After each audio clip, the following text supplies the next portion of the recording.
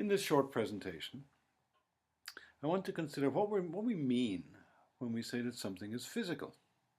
It might seem obvious. If it simply really is genuinely there, then it's physical, and if it's not, then maybe it's not physical. But simply being there is not a simple matter. It was Bruno Latour who recently commented that the verb to exist is the most abused verb in the language, and I think he has a point. We treat existence as if it were a simple matter of being or not being, to be or not to be, as it were. But existence is not really as simple as it might seem, and when we come to distinguish between different forms of existence, one kind of existence seems to be given a special place, and that's physical existence. If you look at the history of the philosophy of mind, an awful lot of time has been spent trying to take the mental and find a way of accommodating it within a universe which was assumed to be physical. So the mental seems to be where the problems lie. They have weird properties such as intentionality, aboutness, if you will, unobservability, privacy. The mental seems strange indeed, and the physical is very often taken to be more real or simpler. And that's what I want to query in this short little presentation. So first we're going to look at some ways that people use the term physical when they say something is physical. And where better to start than Twitter. So here is a Twitter user who says, "I am physically hurting, oh my God." Physically hurting, okay. And here's user Bambi who says, "I physically cannot sleep with pants on." We might wonder whether Twitter is the best place to look at this point, but there are some interesting observations here. Here's another one. The reaction in the brain is similar to physical pain. Let's ignore the brain talk for the moment. It brings a special set of problems with it. But physical pain is a little bit odd, isn't it? For pain is usually something which is taken to be experienced. It's perhaps the archetype of something which is first person, personal, private, subjective. If someone says this hurts me more than it hurts you before they administer a slap, you know they're telling a lie. Here's another one. There's an almost physical sense of disgust when you realize your work has been ripped off by someone else. Ain't that the truth? A physical sense of disgust. Physical and disgust. Again, interesting pairing. Here's another one from an academic source, this time on the inadequacy of language when it comes to describing physical suffering. So we have pain, disgust, suffering. Let's maybe move on from Bambi, who's not able to sleep with pants on, and realize that the way people are using the word physical here is to mean really, really real. So real that you can't doubt it, almost like Descartes. The physical is a kind of a security blanket here, which is an assurance that if you can genuinely feel it, witness, see, touch something, that it must be real. It's certainly not imaginary. This is reminiscent, isn't it, of a very famous dispute between the Irish philosopher Bishop George Berkeley, who is famous for espousing a brand of idealism. To be is to be perceived will be the kind of maxim that Berkeley made famous. And idealism is very far from any kind of materialism, and it was Dr. Johnson, the lexicographer, who, when asked how he would disprove Bishop Berkeley's idealism, hauled back his foot and kicked a stone or a rock and said, "I disprove it thus." Of course, in doing that, he needed to be a free agent who was able to pull back his leg and kick the rock. He needed activity to show it. He needed to engage with that rock. And this is reminiscent of an even older kind of indubitableness of proof, shown here by this painting by Caravaggio of Doubting Thomas, who wanted a particular kind of proof that Jesus was indeed risen. It wasn't enough for him to hear it in stories. He wanted to feel it. He wanted to see the wound. He actually wanted to place his finger in the wound, presumably to make sure that it made the right kind of sounds, had the right kind of texture, responded correctly to touch and so on in the way that a wound would.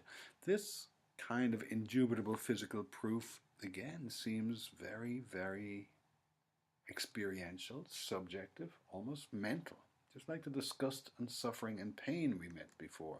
So this kind of bar thumping, insisting that something is physical if it's real, if I can see it myself, if I can't doubt it, seems to be 100% experiential. And so that's available to sentient, minded, conscious, experiencing animate beings only. It's not any description of it. It's not a characteristic of a mindless universe, of a world without consciousness or anything like that. So this sense of physical certainly doesn't manage to arrive at any meaningful distinction between the physical and the mental. To which one might object, yes, but that's Twitter, isn't it?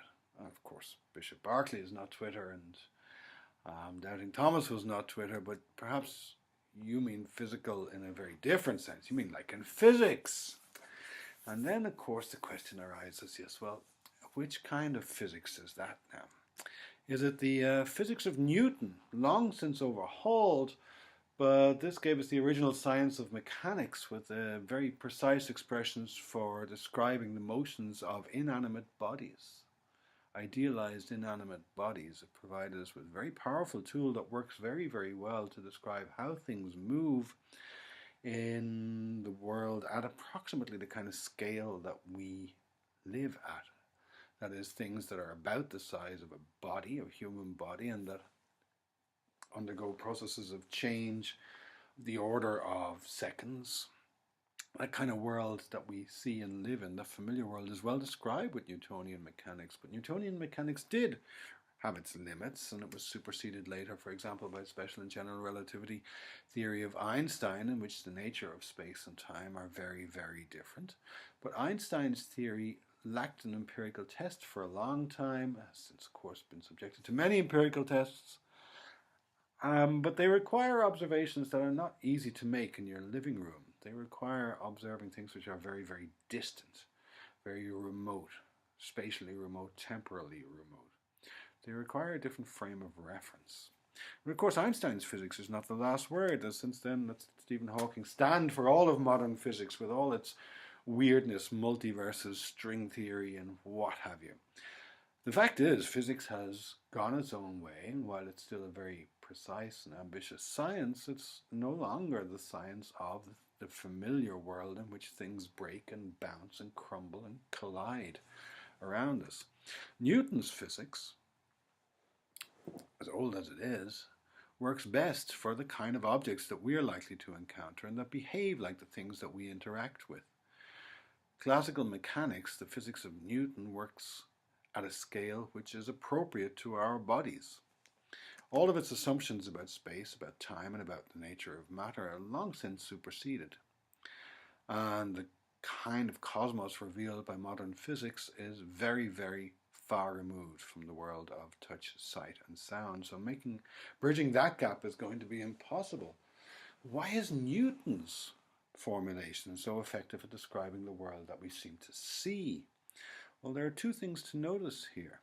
First is that it's restricted to things that are about our size and that live at a time scale similar to the time scale that we live at, 1 second per second. So it speaks of the kind of things that we're familiar with. But notice the physics of Newton describes inanimate matter only. There is no role in Newton's physics for an agent of any kind. It describes motion of things which do not generate motion themselves. And so it can never describe for an action as simple as my raising my hand, for example. This lies outside of Newtonian physics. And so using Newton's physics as a basis for a world view necessarily brings about a specific kind of split between inert matter, the stuff that the physics applies to, and the motions of animate-minded bodies, which includes us and pretty much all forms of life. And so when one privileges the physics of Newton, one builds in a mind-body split at the ground level. So we're just about done here. Really, all I wanted to make, the point I wish to make was that appealing to a physical level of explanation doesn't really make things any simpler and doesn't serve to distinguish well between something which is mental on one hand and or physical on the other hand. Existence is not a simple matter. There are many forms of claim to reality, and simply appealing to a physical anything does nothing to resolve such disputes. That's it.